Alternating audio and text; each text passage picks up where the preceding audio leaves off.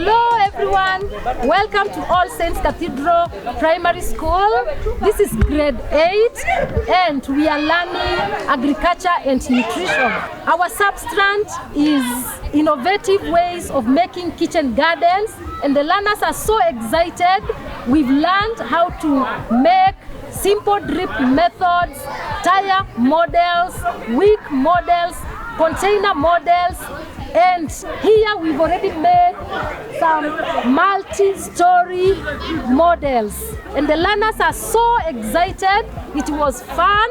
They've really taken the project positively and they are so excited. Hi, my name is Ashley Jubina. And my name is Miran Mohammed. Today we are working on our agriculture and nutrition project from topic 1, which is starting our own kitchen garden. The different models include Wick model, simple drip model, tyre model, container model, and the multi-storey model we've been working on today. First, we started by collecting tires and cutting off the top. we fill the tires with soil and manure and water them. And now we are working on planting the seedlings. See you in the next project. Bye.